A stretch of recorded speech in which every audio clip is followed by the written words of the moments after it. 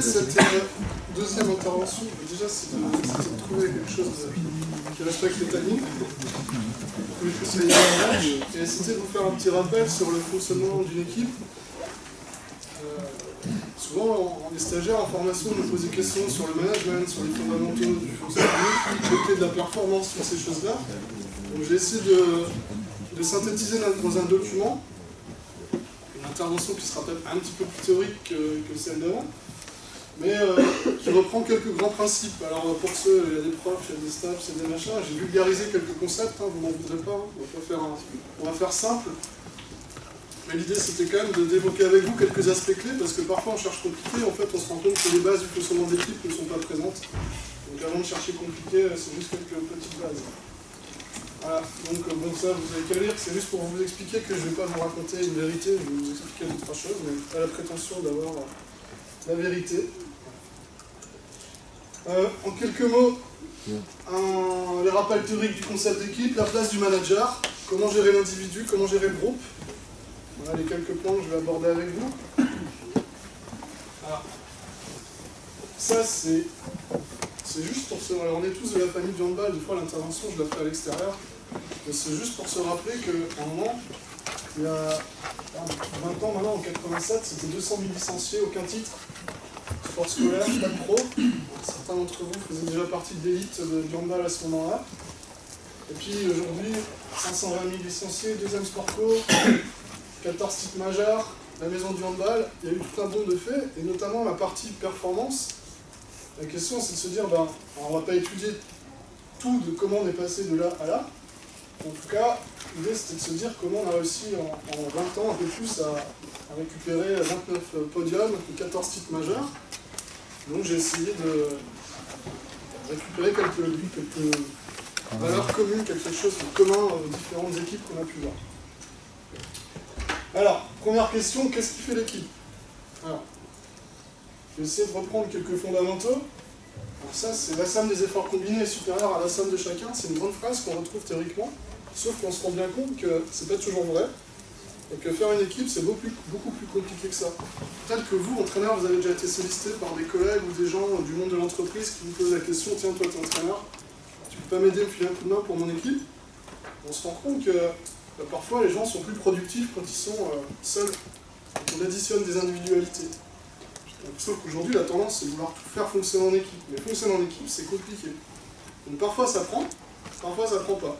Quand ça prend, effectivement, peut-être qu'on peut tendre vers ça, mais quand ça prend pas, bien souvent, on a le système inverse.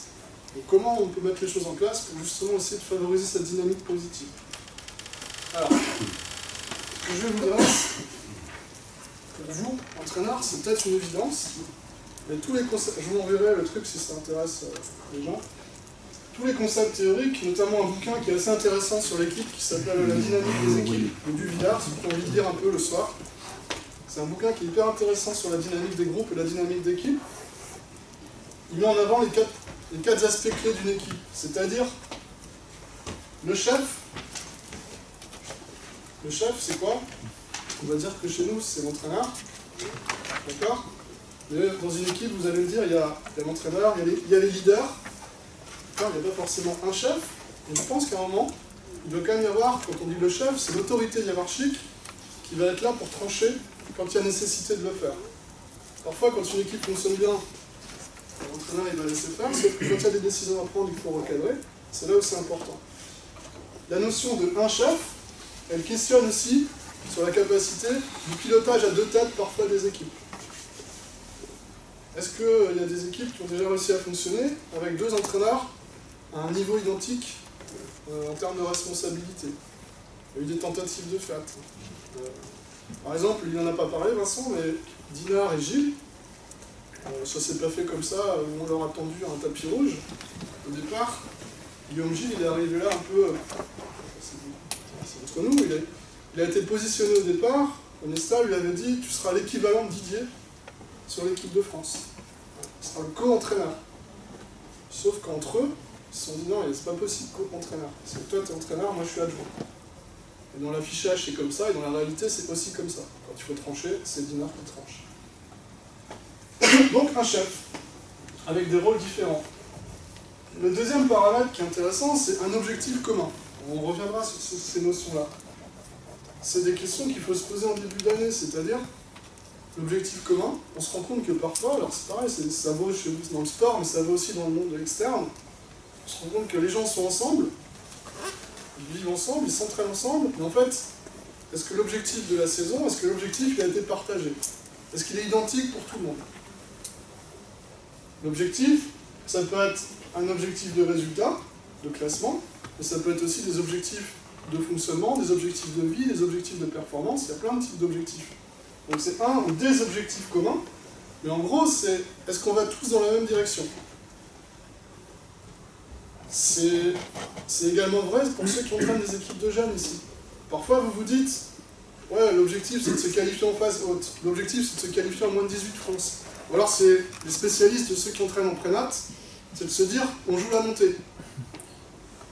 Ah, on joue la montée là. Putain, on est premier jusqu'à la 5e journée, où les joueurs perdent tous les matchs parce qu'ils n'ont pas envie d'aller jouer en N3. D'accord? Ou alors d'autres clubs, on ne se donnera pas de nom, qui ont fait je sais pas combien d'années en N1, toute la première partie du championnat ils sont en tête, puis arrive la fin de saison et l'équipe elle commence à perdre tous les matchs. Donc en gros, c'est est-ce que l'objectif il est partagé par tout le monde? Est-ce qu'il est commun? Est-ce qu'il a été validé? Comment il a été défini? S'il y a trop d'objectifs divergents au sein d'une même organisation, à un moment ça va déconner. Donc ça c'est un point important aussi. Le deuxième paramètre, c'est un groupe d'équipiers. Bon, ça c'est une évidence, ok, on reviendra dessus. Et puis des actions concertées, là au handball, c'est comment on fonctionne ensemble. Ça, c'est des choses, c'est les 4 points essentiels à se dire comment on les a mis en place, comment on les a organisés, est-ce qu'ils ont été partagés, est-ce qu'ils ont été réfléchis, est-ce que c'est l'entraîneur qui les a validés, est-ce que ça a été partagé avec le groupe, est-ce que c'est les dirigeants, comment j'ai organisé tout ça. C'est juste un cadre de réflexion.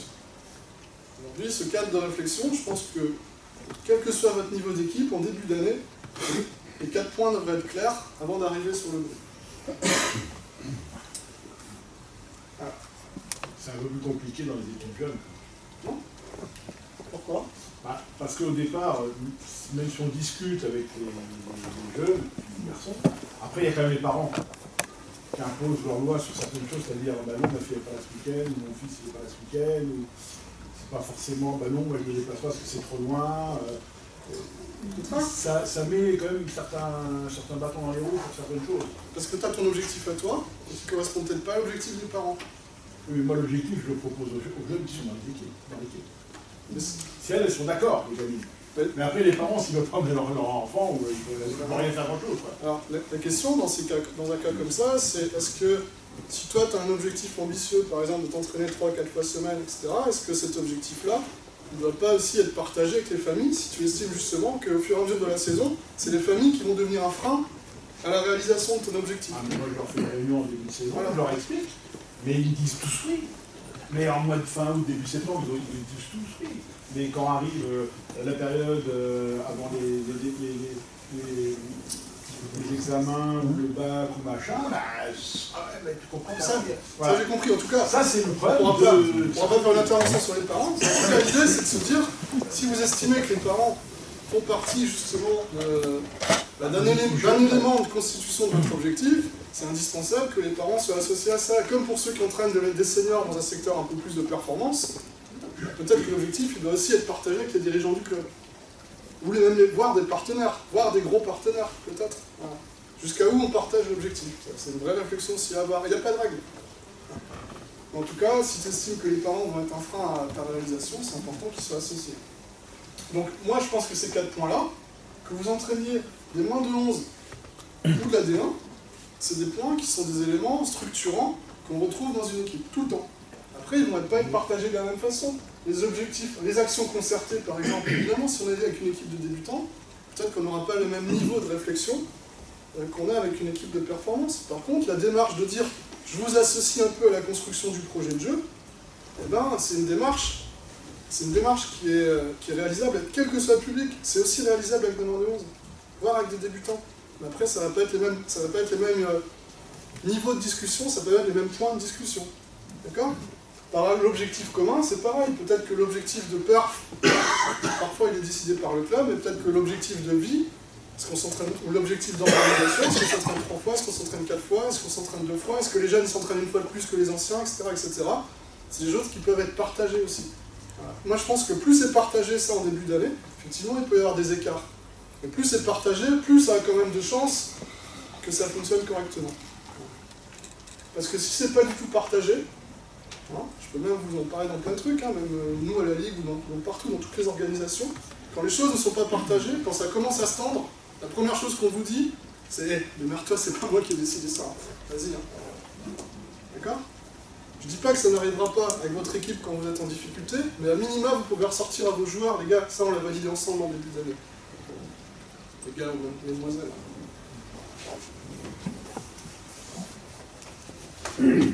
Alors, la cohésion, un élément aussi à prendre en compte. La cohésion dans une équipe, on en parle souvent. Vous avez déjà un peu questionné sur ce que c'est la cohésion, comment on construit la cohésion. La cohésion dans une équipe, hein, on se coupe hein, comme vous voulez. La cohésion, il y a toujours 2 entrées. Ah si, vous allez me dire c'est des banalités, sauf qu'on n'y pense pas toujours. L'entrée vers une cohésion opérationnelle, ça s'appelle, ou la cohésion relationnelle. Il y a toujours les deux qui vont s'alimenter. Et c'est ça qui va créer la dynamique d'équipe. Finalement, avec des mots plus simples, c'est quand je gagne, c'est-à-dire que ça génère la bonne ambiance, et puis on peut dire que quand il y a une bonne ambiance, on a tendance à dire que ça peut avoir un impact positif sur les résultats, ce qui n'est pas toujours vrai non plus. D'accord? Et donc l'intérêt, c'est de se dire, moi, entraîneur, quelle est ma sensibilité, quelle est ma philosophie? Est-ce que je suis capable de faire attention à ces 2 paramètres-là? Et comment? Déjà, je suis conscient que la cohésion, elle repose toujours sur les deux. C'est-à-dire qu'une équipe, elle a toujours un intérêt par rapport à ce qu'elle va produire.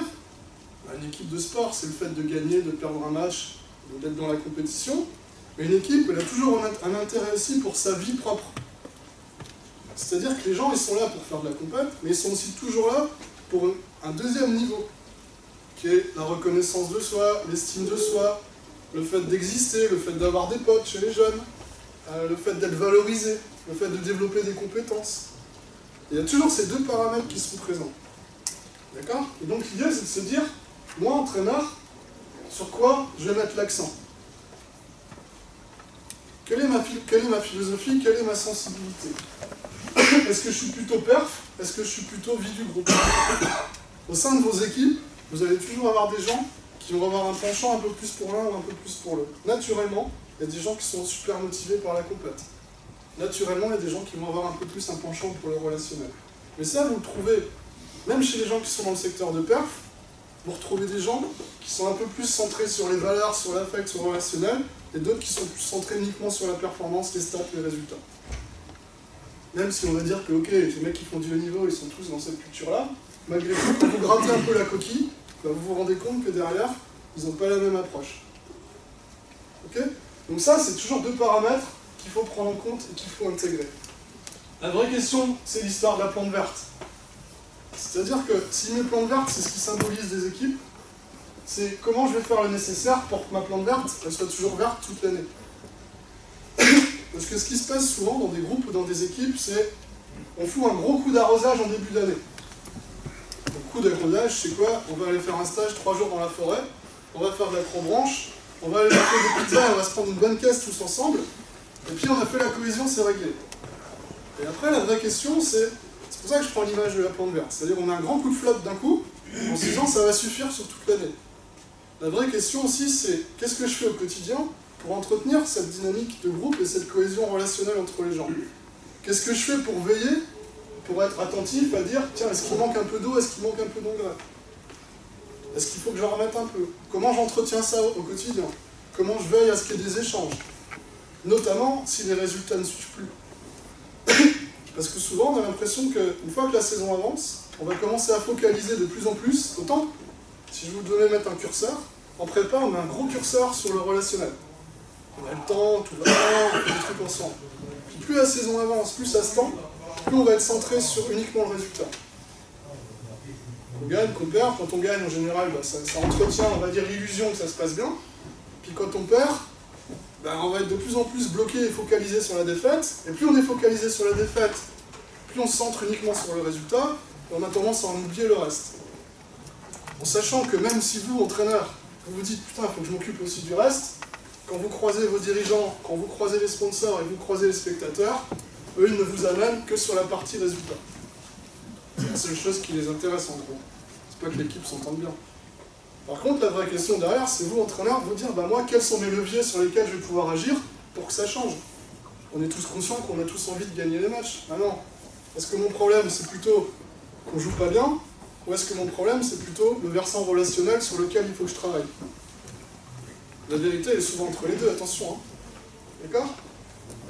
Mais à un moment, l'idée, c'est aussi de se dire que trop de cohésion, c'est pas forcément non plus ce qui va faire de la performance. Une équipe qui s'entend trop bien, ça peut être aussi un frein à la performance. Le manque de concurrence interne, le manque de capacité critique à l'intérieur d'une équipe, c'est-à-dire on a tous tendance à penser la même chose pour surtout pas sortir de la masse. Et donc, la vraie question, c'est aussi de se dire, est-ce que cette notion de cohésion, là, faut que je fasse beaucoup de cohésion, ou alors j'en ai pas beaucoup, puis en fait, quels sont les besoins, est-ce que c'est vraiment le besoin de l'équipe, ou est-ce que c'est mon besoin à moi en tant qu'entraîneur? Parce qu'on va se rendre compte aussi que parfois, vous, entraîneur, on en reparlera après, on reviendra dessus sur la position de l'entraîneur, mais il y a des entraîneurs qui sont plus des entraîneurs qui ont besoin d'affect, qui sont proches de leurs joueurs, qui ont besoin d'avoir une équipe hyper cohésive. Et quand il y a des tensions, ils n'aiment pas. Sauf qu'il y a des équipes qui sont super performantes dans des zones de tension. Mais vous, personnellement, peut-être que vous n'êtes pas à l'aise dans ça. Et donc la vraie question, c'est aujourd'hui, quel est mon besoin à moi en tant qu'entraîneur? Et de réfléchir un peu à ça. Alors là, on est à 2 doigts du coaching. Hein. Et quel est le besoin de mon équipe? Et comment je vais être capable, moi, entraîneur, parfois, de sortir de ma zone de confort et de me dire, en fait, cette équipe, elle ne fonctionne pas comme moi. Cette équipe, elle fonctionne comme ça, elle est performante comme ça ne me correspond pas personnellement de trop, c'est pas comme ça que j'aime trop fonctionner, mais elle marche comme ça. Parce que le problème aussi, c'est parfois de se dire que une recette qu'on a, il vous l'a dit tout à l'heure, Vincent, une recette qu'on a utilisée une fois, peut-être qu'elle ne marche pas la fois suivante. Et c'est même sûr d'ailleurs, généralement. Ok? Donc l'idée, c'est comment je vais être attentif à essayer de trouver un juste équilibre pendant l'année, comment je vais essayer de temps en temps de mettre des pics pour entretenir ça, et puis comment je vais essayer d'être capable de dire quels sont les besoins de l'équipe, et puis finalement quels sont mes besoins à moi. Il y a des équipes où vous vous dites, franchement, là, l'équipe, enfin, celui-là, j'accroche pas. J'accroche pas avec ce besoin, mais peut-être qu'il est performant quand même. Et puis s'il est performant, il faut peut-être accepter que ce soit leur mode de fonctionnement. Il y en a qui se voient jamais, ils s'entraînent, ils ne voient jamais, ils n'ont pas de vie, il n'y a pas de vie de groupe, mais bon, ils sont performants en plus. Voilà, c'est comme ça. D'accord? Il y a des groupes, ça fonctionne comme ça. Puis il y a des groupes qui se voient tout le temps, c'est des super potes, mais par contre, le week-end, il ne se passe rien. Donc voilà, il n'y a pas de vérité. Mais en tout cas, c'est juste d'être conscient que il faut essayer d'être attentif à ça et trouver un juste équilibre.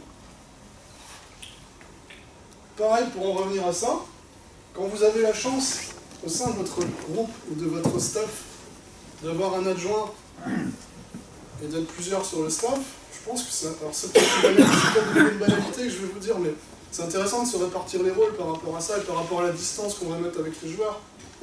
Peut-être qu'il y en a un des deux, c'est pas forcément l'adjoint, hein. Il y en a un des deux qui sera plus centré sur ça, puis il y en a un qui sera plus sur la performance. C'est-à-dire qu'il y en a un qui sera plus centré sur le projet de jeu, la performance sportive, et puis il y en a un qui va peut-être être un petit peu plus attentif au côté comment vit le groupe, comment ça se passe à l'interne, et du coup ça va permettre de réguler les choses. En tout cas, l'idée, je pense que c'est de ne pas être tous les deux sur la même longueur d'onde. Ok? Bon. Alors, question suivante, la place du manager. Ce qui est intéressant dans le handball en France, c'est qu'il y a, je vous ai mis les 4 plus connus actuellement, ceux qui ont gagné des titres. Donc Daniel Costantini, Claude Onesta, Olivier Combas, et puis les deux nouveaux de ce soir. Les 4 ont des profils différents. D'accord? Les 2 anciens, c'était des profs de PS, okay, qui étaient plutôt... Claude, il était CTR, il était prof de PS aussi, tout à fait. Mais avec une approche différente des 2 autres quand même. Eux, ils sont arrivés... Daniel, c'était l'instit qui est parti de pas grand-chose au départ, qui a construit les choses et qui est arrivé avec son expertise, qui a eu des résultats comme ça. C'était plutôt descendant. Voilà. Olivier, on en reparlera tout à l'heure, il est arrivé aussi avec la même approche. Claude, il était un peu en rupture avec ça, et il a amené, alors on en a suffisamment parlé dans la presse, il a amené on va dire, des cultures managériales un petit peu différentes, un peu innovantes par rapport au participatif, par rapport à l'intégration des joueurs davantage dans le projet, même si souvent, je pense que dans la com externe, on tombe un peu dans les caricatures. Faut pas penser, je pense que les joueurs n'avaient rien à dire, hein, tu pourras témoigner. J'ai du mal à imaginer que les joueurs fermaient juste leur bouche et faisaient exactement ce qu'ils disaient. Donc c'est un peu de la caricature parfois aussi, et voilà. En tout cas, dans l'image qu'ils ont dégagée, c'était un peu comme ça. Et puis eux, ils sont en train de se chercher un petit peu. Ils sont en train de se chercher pour différentes raisons. La première, c'est que quand on est les enfants du père, eh ben, on essaie de couper le cordon ombilical avec le père. Et donc Didier, il fonctionne aussi parfois un petit peu en rupture par rapport à ce qu'il a connu. Et puis je pense qu'il y met aussi sa patte et sa personnalité, qui n'est pas tout à fait la même que celle de Claude. Et donc l'idée, c'est de se dire, je pense que c'est une erreur de penser qu'il n'y a qu'un type de manager qui fonctionne bien et qui va permettre d'avoir de la performance. Je pense qu'à un moment, l'idée, c'est aussi d'être en adéquation entre ce qu'on est et le mode de management qu'on va mettre en place, et puis le groupe qu'on a en face de soi aussi. C'est-à-dire qu'aujourd'hui, faire du participatif comme le faisait Claude ou comme le vend Claude, que ce soit avec une équipe ou dans le monde de l'entreprise, ça a aussi ses limites en fonction du potentiel de retour que vous avez en face de vous. C'est-à-dire que si en face, il n'y a rien et qu'il n'y a pas de répondant et qu'il n'y a pas trop de capacité à faire remonter des choses, c'est aussi compliqué de fonctionner comme ça. En face de lui, il avait quand même des gens qui étaient les meilleurs du monde à peu près à chaque poste. Donc voilà. Donc l'idée, c'est de se dire, il n'y a pas un modèle, il y a des modèles. Et comment vous allez trouver le vôtre qui correspond aussi à votre personnalité. Il y a une chose qui est sûre, c'est que je pense que plus on joue des rôles qui sont en décalage par rapport à soi-même, moins on est performant. Ça ne veut pas dire que de temps en temps, on ne va pas jouer des rôles quand on est manager pour surprendre, pour créer.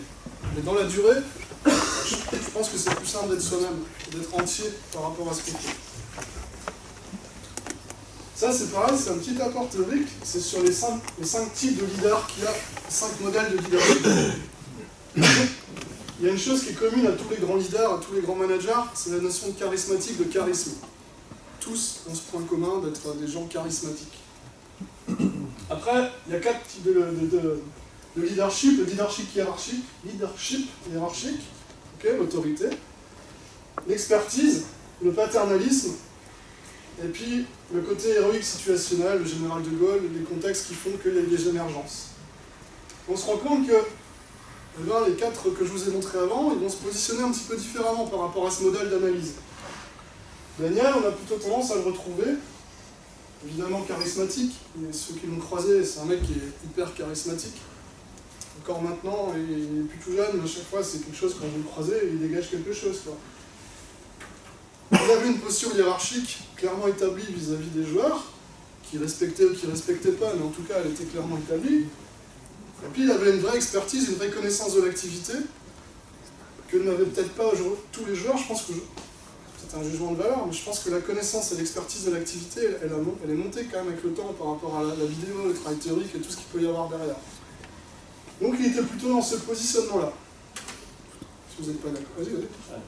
Juste faire une précision, c'est qu'en fait, il y a plein de choses. Moi, quand j'écoute ce qui s'est dit avant, on a l'impression qu'il y a des choses qui se font ces 10 dernières années, ce qui n'est pas du tout vrai. La grosse différence, ce qu'il faut savoir, c'est que par exemple pour les Jeux Olympiques, on est parti en stage 100 jours.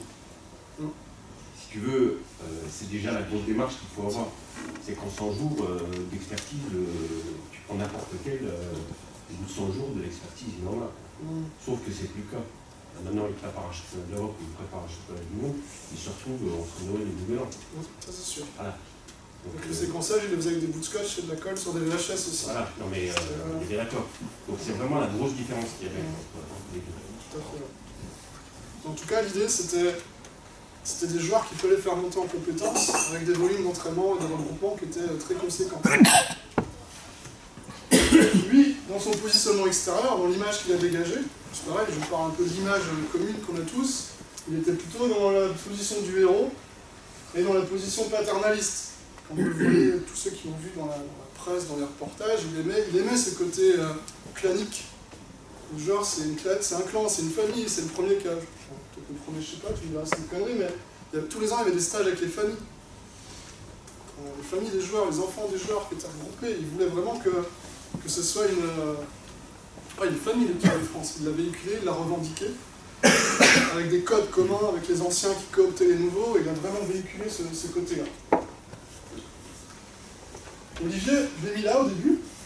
parce que je pense qu'il est rentré plutôt dans cette posture-là, l'expertise, l'expérience, la connaissance de l'activité, hyper pointue sur le jeu. Le côté hiérarchique aussi est très descendant avec les joueuses. Et puis, je trouve que l'Olivier d'aujourd'hui, qui est revenu, il est plutôt là. Voilà, c'est une analyse, hein. Je vous l'ai dit tout à l'heure, c'est pas une vérité. C'est une analyse extérieure, mais lui, je l'ai croisé quand même assez souvent. Olivier, quand il s'est fait virer à Londres, il a beaucoup réfléchi à son activité, il a beaucoup réfléchi à lui. Il s'est fait accompagner aussi. Il a changé le staff, il a amené des nouvelles personnes, notamment un préparateur mental dans son staff. Et je pense que, quand vous le voyez sur le banc aujourd'hui, il est beaucoup plus souriant, il est beaucoup plus dans l'accompagnement, il est beaucoup plus dans le questionnement, il est beaucoup plus dans le projet vous appartient les filles, allez-y jouer. Ça ne veut pas dire qu'il n'est pas toujours hyper pointu et qu'il a une connaissance monstrueuse de l'activité. Mais je pense qu'il a un peu changé de façon il est passé davantage de hiérarchique à un côté un peu paternaliste et je vous accompagne. Ça vous parle? Ouais. Le discours a changé aussi parce que les filles, dans sa première expérience, elles étaient amateurs et maintenant elles sont des professionnels. Je pense pas. Je pense que c'est d'abord un travail sur lui-même. C'est pas un travail vis-à-vis des filles, parce que les filles, pour lui, il est rentré avec une équipe qui est hyper jeune. Ça pourrait être ses enfants. C'est le même âge de ses enfants. Et c'est d'abord sa posture à lui qui a changé. C'est pas... je pense qu'il avait aussi des filles qui, à l'époque, certaines faisaient partie du top mondial. Sandrine Mario ou d'autres. Et qu'il avait ce comportement-là. C'est d'abord un changement lié vraiment à sa personnalité. Il y a une réflexion profonde sur lui-même. Est-ce qu'il a envie de... est-ce qu'il a envie de vivre, quoi. Il avait envie, je pense, de profiter.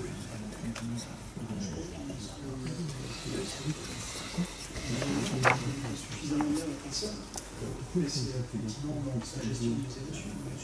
Le mouvement verbal qui dégage, ça n'a plus rien à voir entre Olivier là et Olivier là. Après, il ne faut pas penser que tout d'un coup il gagne. Il a gagné comme ça. Il a gagné comme ça. Il a gagné de deux façons. Et puis les derniers, pour l'instant, aujourd'hui, je les mettrais plutôt ici. C'est-à-dire, c'est des gens qui sont arrivés là par leur expertise du haut niveau, par leur expertise de joueur, qui fonctionnent avec ça, avec leur expertise ici, qui ne sont pas forcément dans un fonctionnement hiérarchique, parce qu'il y a des joueurs en plus qui ont joué avec eux, qui sont plutôt à les amener à fonctionner, même si de temps en temps, sincèrement, il ne faut pas penser que c'est leur pote, et que Didier, aujourd'hui, il est capable de se séparer de certains joueurs qui étaient ses partenaires, de les foutre sur le banc. Et il n'y a pas de copinage. Hein. Il est capable d'être... Et donc aujourd'hui, c'est ça. Et cette notion d'expertise hiérarchie, dans les entreprises, c'est ce qu'on retrouve en disant, bah voilà, lui c'est un bon technicien, on va le faire passer chef d'équipe. Et lui c'est un bon chef d'équipe, donc on va le faire passer chef de service. Donc c'est un peu la promotion interne par la compétence. Donc après, comment ils vont évoluer?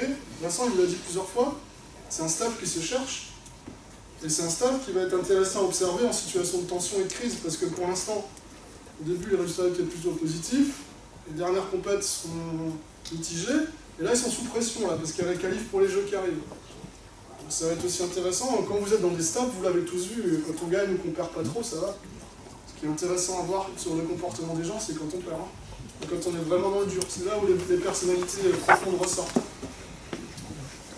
Donc voilà, les différents types de leaders qu'il peut y avoir, tout ça pour vous dire que penser qu'on gagne toujours de la même façon, c'est une connerie. Maintenant, c'est comment on va trouver un type de leader qui est adapté à sa propre personnalité et aussi au groupe qu'on a en face de soi. D'accord? Et puis j'aurais tendance à vous dire, pour conclure sur ce point-là, c'est qu'un bon leader, il faut savoir dans quelle zone de confort on se trouve. Mais il faut savoir aussi comment, en fonction du contexte, de temps en temps, on va être capable de changer de stratégie. Se dire, voilà, les joueurs aujourd'hui, ils ont plutôt besoin d'être dans une logique de paternalisme, parce qu'ils ont besoin d'être rassurés, parce qu'on est dans le dur, etc. Ou là, non, il faut que je me repositionne, parce que c'est clair, il faut remettre les règles en place, etc. etc. Et comment, en fonction du besoin, je vais prendre la bonne casquette. Tout le problème est là aussi. Comment je ne me trompe pas de casquette au moment où j'interviens. Ok? Mais juste encore un mot, je pense par contre que c'est intéressant que les joueurs et les joueuses aient clairement identifié comment vous vous situez. Parce que ce qui est dur à suivre, c'est que les gens qui n'arrêtent pas de changer en fait. C'est-à-dire, je te tape sur la tronche, après je suis ton pote, puis après je commence à être comme ça, puis après je suis un peu comme ça. Donc c'est intéressant parce que ça amène de la nouveauté, mais parfois c'est déstabilisant de se dire, mais en fait, c'est qui lui? Et donc je pense que c'est mieux de se dire, voilà, moi je fonctionne comme ça, mais de temps en temps, bah, je vais être capable de changer, mais au moins, on sait qui je suis, on sait comment je fonctionne, et c'est clairement identifié. Voilà. Ok. Puis la dernière question par rapport au manager, c'est aussi, ça va être un peu ça va rejoindre ce que je vous ai dit tout à l'heure, c'est réfléchir à, moi manager, quelle place j'ai envie d'avoir dans mon organisation équipe. Quand je dis équipe, c'est équipe au sens large, c'est-à-dire les joueurs plus le staff. Est-ce que j'ai envie d'être dedans? Est-ce que j'ai envie d'être à l'extérieur? Quand je dis dedans, c'est est-ce que je vais célébrer avec eux? Est-ce que quand je mange, je vais de temps en temps aller trinquer un peu avec eux? Est-ce que je fais le choix de prendre beaucoup de recul? Vous voyez même les équipes de France, il y a des entraîneurs qui refusaient d'aller célébrer les victoires. Ils célébraient la victoire après, avec le staff. Ils laissaient la fête aux joueurs. Là, Didier, il saute sur le terrain avec tous les joueurs. C'est pas neutre. C'est pas neutre comme position. C'est dur de changer après. Mais bon, il le sent comme ça, il a fait le choix de ça. Donc se dire, est-ce que je suis dedans, est-ce que je suis dehors, c'est pas complètement neutre. D'accord? Ok, voilà. Question suivante qu'on pose souvent, c'est peut-on rendre une équipe performante? Alors, j'en sais rien. En tout cas, voilà, la petite phrase, là, j'aime bien, si on ne peut pas plus prescrire une méthode de fonctionnement pour les organisations qu'une paire de lunettes pour l'humanité. En gros, à chaque situation, sa solution, mais en tout cas, il y a quand même des grands principes sur lesquels on peut s'interroger. Déjà, quand on est face à une équipe, les deux questions à se poser, c'est est-ce que je vais agir sur les individus, est-ce que je vais agir sur l'équipe? Il y a toujours les deux dimensions qui sont en interaction. Okay. C'est quand on a un problème à résoudre avec une équipe, je parlais du contexte de certaines équipes là, avec qui je travaille, c'est on a un contexte, on a un problème, on se dit bah, aujourd'hui, est-ce qu'il faut agir sur tout le groupe, par exemple? Est-ce qu'il faut faire des réunions, est-ce qu'il faut faire des groupes de travail, est-ce qu'il faut échanger? Ou est-ce qu'il faut agir sur les individus, par exemple? En se disant, en agissant sur tel ou tel individu en les ciblant bien, ça peut aussi toucher toute la dynamique. Et parfois, il suffit de toucher sur un seul individu pour réorganiser une équipe. D'accord? Donc il faut être conscient que les deux sont toujours liés. Mais que c'est pas neutre de faire des choix et de se dire est-ce que je cible plutôt l'individu ou est-ce que j'agis plutôt sur l'équipe? Et donc les stratégies, elles vont être différentes par rapport à ça. Mais les deux dimensions sont toujours liées. Et ces deux dimensions-là, c'est intéressant aussi à prendre en compte, parce que parfois on se dit, bah, mon équipe c'est la même que l'année dernière, j'ai changé qu'un joueur. Il suffit de changer parfois un joueur pour casser complètement la dynamique et pour arriver à quelque chose de complètement nouveau. Et au-delà même, j'aurais même tendance à vous dire, parfois il suffit même de ne pas changer de joueur, mais les joueurs vont changer de posture, vont changer de statut, pour que ça retravaille de nouveau toute la dynamique. Donc ça, c'est aussi une vraie question que l'entraîneur doit se poser, c'est est-ce que je dois agir sur tout le groupe, ou est-ce que je fais le choix d'agir sur des individus? Sur tous les individus, sur certains individus, et c'est pas neutre. C'est pas neutre, c'est toujours regardé par les autres. Si vous faites le choix d'avoir des entretiens individuels avec certains, puis pas avec d'autres, ça va être regardé, alors encore plus ceux qui entraînent des filles, c'est encore, je dirais presque encore plus compliqué, mais pas tant que ça, parce que chez les garçons, finalement, je suis retourné chez les garçons et il y a exactement les mêmes types de comportements. Des fois, je leur dis même, je pense que... Donc on retrouve les mêmes types de comportements. Pourquoi tu as parlé à lui et pas à moi, etc. Enfin, c'est pareil. Donc en tout cas, ça, c'est des notions aussi qu'il faut être capable d'intégrer. Travailler sur le groupe, travailler sur les individus. Donc, je vais essayer de vous séparer les deux notions. Donc manager des hommes, là j'essaie de reprendre quelques notions qui reviennent sur les équipes de France, dans le bouquin de Nesta, dans les différents collectifs, et puis aussi un peu une philosophie personnelle. Donc différentes notions qu'on a tendance à retrouver, donc libérer le talent individuel. Ça rejoint la phrase de Vincent tout à l'heure qui vous disait aujourd'hui toutes les équipes jouent de la même façon. Philippe, il a fait une intervention chez la Terre l'année dernière, je crois, il y a 2 ans. Il a fait une analyse du jeu de la première division. Il a analysé 20 ou 30 matchs. Il a sorti 6 enclenchements. 5 ou 6.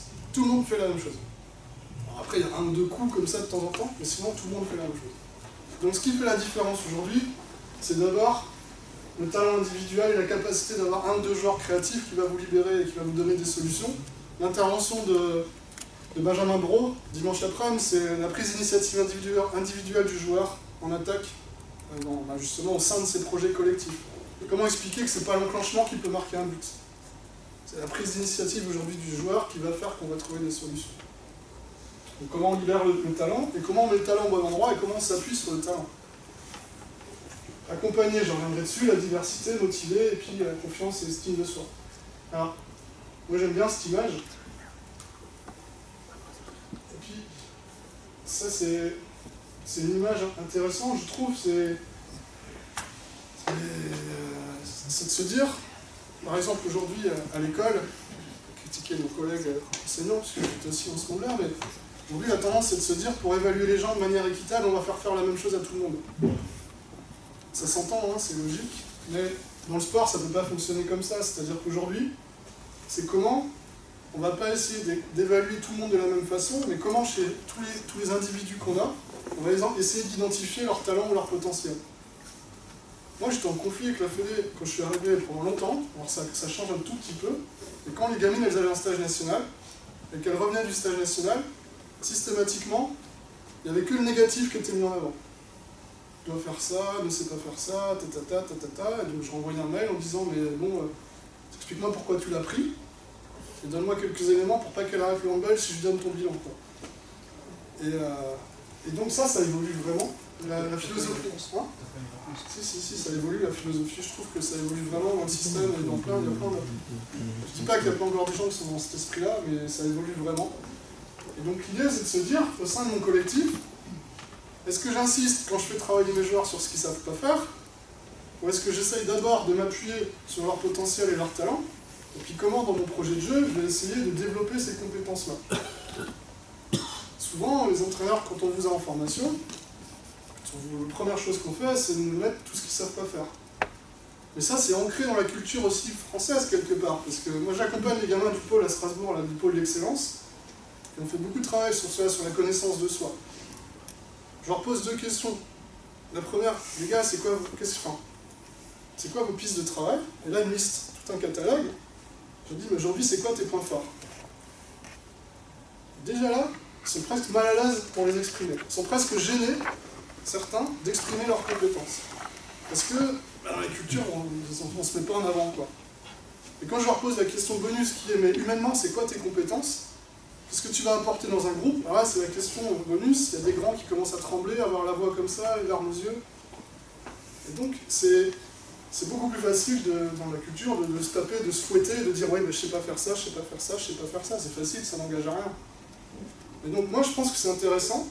Ça va rejoindre la confiance, de se dire « mais pourquoi on les a pris? C'est quoi leurs points forts? Comment ils vont pouvoir les exprimer au sein de mon projet collectif ?» Ça ne veut pas dire qu'on ne doit pas les améliorer aussi sur un certain nombre de choses. On n'est peut-être pas obligé de focaliser en permanence sur le point faible de ce joueur-là. Quand j'ai un joueur de 2 mètres qui est capable de tirer loin, peut-être développer sa capacité à tirer avant de vouloir en faire un débordeur, quoi, par exemple. Donc, la petite réflexion là, ça vaut aussi, je pense aussi pour l'entrée dans les structures d'entraînement. Ça, je me connais, je pense que j'ai toujours essayé de respecter ça, c'est de se dire, ben, quand on a une joueuse ou un joueur qui fait 1m60, on ne va pas le comparer à celui qui fait 1m80. Ça paraît logique. Et ça, c'est compliqué pour ceux qui entraînent des gamins, parce que ça, c'est le discours d'adulte. Mais les gens qui sont sur le terrain ou les parents qui sont dans les tribunes, pour eux, ils sont dans la logique de on compare tout le monde de la même façon. C'est-à-dire que pourquoi tu fais jouer cette grande burne qui ne sait pas jouer et qui met pas un pied devant l'autre, alors que l'autre il met 15 buts, et pourquoi lui il joue tout le temps, et pourquoi. Voilà. Et les gamins, ils ont aussi cette bonne réflexion dans leur tête. C'est mais en fait, pourquoi tu me fais jouer, je suis nul. C'est pas moi qui fais gagner l'équipe. Donc ça, cette culture-là de se dire comment je vais essayer de mettre en avant un certain nombre de compétences, c'est pas simple à faire passer. Ça vous parle un peu? Ouais. Alors c'est pas simple. Même nous, on est capable aujourd'hui d'en discuter. C'est compliqué à faire passer aux parents. C'est compliqué même à faire passer aux gamins. Parfois c'est compliqué à faire passer aux dirigeants. Et c'est vraiment problématique. Il y a aussi la complexité de mettre en place en fonction de... Parce que comme tu dis, ils sont tous différents. Donc après, à l'entraînement, c'est plus facile de faire des trucs généraux que... C'est aussi dans la pratique aussi. Là, on est dans un sport co, donc c'est aussi une vraie réflexion qu'on pourrait avoir. C'est jusqu'à où on peut individualiser l'approche. bien sûr, c'est compliqué de se dire j'ai 12 joueurs ou 14, ou même des fois peut-être vous en avez 25. Je ne peux pas construire une séance systématiquement pour chacun de mes joueurs, c'est compliqué, effectivement. C'est aussi une vision pour moi, de la société, c'est-à-dire la place de chacun dans une équipe, dans une société, dans une collectif. On a des caractéristiques et des qualités différentes. Comment je les mets au service de l'équipe et de la performance d'équipe. Soit on a une conception qui est fermée, effectivement, on conçoit que tout le monde va avoir à peu près les mêmes qualités, parce qu'on fait tous la même chose, soit on conçoit quelque chose qui peut fonctionner avec des caractéristiques et des caractères et des personnalités différentes. En tout cas, je pense que dans l'état d'esprit que vous avez développé dans vos équipes et chez vos joueurs, je pense que le fait de positiver, j'espère que vous le faites déjà pour la plupart, mais le fait de positiver, de mettre en avant chez le joueur le point fort, à partir du moment où on a fait ça, je pense que c'est aussi plus facile de développer chez lui la volonté d'avancer, de se transformer et que ça développe des relations différentes. Pour la prise d'initiative. Pour la prise d'initiative, pour la confiance, pour plein de choses. Ça ne veut pas dire que de temps en temps, je ne vous vends pas un monde de rêve, un monde idéaliste où il faut vendre que du rêve et tout est joli, tout est bien. Normalement, c'est comment on peut aussi mettre en avant des choses positives pour mettre en place aussi des pistes de travail, que ce soit dans des... renforcer aussi du positif, parce qu'à un moment, faire progresser un joueur, c'est pas juste lui apprendre des choses qu'il ne sait pas faire, c'est aussi renforcer des compétences et des points forts qu'il a déjà. D'accord ? Donc c'est tout un équilibre à trouver, mais c'est important, je pense, de développer ça et d'avoir cette image en tête. Ok ? Ouais. Les gamins, les jeunes, les adultes, tout le monde, on n'est pas tous dans la même réflexion, c'est-à-dire qu'il y en a qui veulent, je pense, qui veulent se perfectionner sur un truc. Un grand de 2 mètres, il peut être conscient qu'il faut qu'il sache tirer droit, donc on aura d'autres qui vont 2 mètres, on se dit, ah ouais, moi j'ai envie d'apprendre à déborder, j'ai envie d'apprendre à faire une passe d'eau. Et du coup, ça, les questions parler avec ces gens qui vont faire de nous, qui sont dans le 15 ou le senior. Vous avez entendu la réflexion? La réflexion, c'est de se dire, quand on va essayer de parler plus fort quand vous posez vos remarques, l'idée c'est de se dire que parfois, nous entraîneurs, on a une remarque, on a une réflexion par rapport à un joueur, par exemple de se dire celui-là il fait 2 mètres, il faut que je développe chez lui sa compétence de tirer loin. Mais en fait, dans la représentation du joueur, lui il a envie d'apprendre à faire d'un contre un. Donc ça, je pense que vous êtes tous confrontés à ça, et même j'aurais tendance à vous dire, les matchs de D2 qu'on voit, de se dire, mais putain en fait lui c'est un tireur, qu'est-ce qui nous fait chier à faire sans arrêt d'un contre un? Et donc parfois il y a un vrai décalage entre la représentation des techniciens par rapport aux attentes qu'on a du joueur dans sa capacité, dans ce qu'il peut apporter, et la vision que le joueur a de lui-même. Et donc là, toute la difficulté, c'est comment je vais réussir à co-construire avec lui des objectifs partagés, soit de comment on peut t'utiliser dans le projet de jeu et comment tu vas trouver ta place dans le projet de jeu, et comment on peut, pour les plus jeunes, développer et partager avec eux des objectifs de transformation. Par exemple, à Stras, je te donne la parole, Steph, on avait un gamin qui fait quasiment 1m95, qui était un arrière moyen. Et depuis le début de l'année, on se disait, mais en fait, un pivot, il serait bien, quoi. Ce serait un bon pivot. Mais il ne voulait pas aller pivot, le gamin. Donc, on l'a pas mis pivot, il est chez lui. Voilà, on n'a pas insisté. Sauf qu'à un moment, il s'est rendu compte qu'arrière, il n'avançait plus. Il s'est blessé, il est revenu, il mettait plus un pied devant l'autre. Il est revenu en disant, je veux bien essayer pivot. Voilà. On avait fait passer 2-3 messages quand même. Hein. On a essayé. Et donc, je veux bien essayer pivot. Et là, il est monstrueux. Le pivot, il est monstrueux. Donc, mais le truc, il a été co-construit, et je pense que si en septembre, on lui avait imposé de se dire « toi, tu vas aller pivot », bah, il aurait peut-être arrêté le hand. Donc, c'est comment je vais réussir à co-construire. Alors, ça marche pas toujours, hein. Parfois, on est dans de l'humain, hein. Mais voilà. En tout cas, c'est l'idée de partager. On ne peut pas, je pense, mettre un joueur à un poste où il n'a pas envie d'aller, et on ne peut pas fixer des objectifs s'ils ne sont pas compris et partagés avec le joueur. Ça, c'est quelque chose que ce soit collectif ou individuel. Il y a une réflexion qui rejoignait les remarques, c'est je pense qu'à partir du moment où on construit les joueurs en leur disant ce que tu évoquais, en permanence, quelles sont les choses que tu dois savoir faire, que tu ne sais pas faire, que tu ne sais pas faire. Forcément, la représentation du joueur, c'est n'est pas axée sur ses propres qualités, mais on l'a plutôt focalisé sur ses défauts et ses problèmes. Donc en fait, il essaye de résoudre ses problèmes en permanence, effectivement, parce qu'il dit si je ne résous pas mes problèmes, je ne serai jamais joueur de niveau. En gros, c'est ça. On ne l'a pas construit en se disant, tu as un point fort, et tu feras du niveau sur ce point fort. Parce qu'on est aussi dans une vision du handball français, où un joueur doit savoir tout faire. Voilà. Ils ont un mal au niveau pour savoir tout faire. C'est pas forcément ce qu'on voit au niveau. Hein. Les joueurs, souvent, ils s'expriment sur un savoir-faire, peut-être deux parfois, mais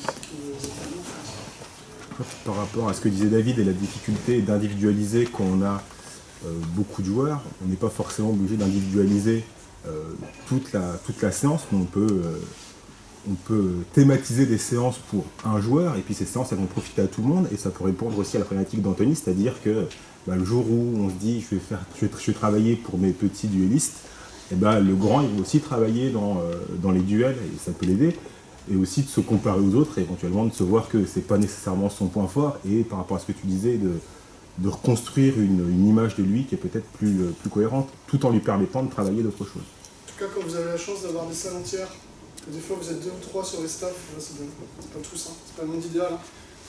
Et vous passez votre séance sur un demi-terrain, peut-être qu'il faut réfléchir à comment je peux mieux rentabiliser, optimiser, et justement, comme dit Vincent, parfois trouver des espaces pour travailler individuellement un certain profil particulier. Alors, moi j'ai mis dans les points autour des individus la diversité. Alors, c'est pas juste un...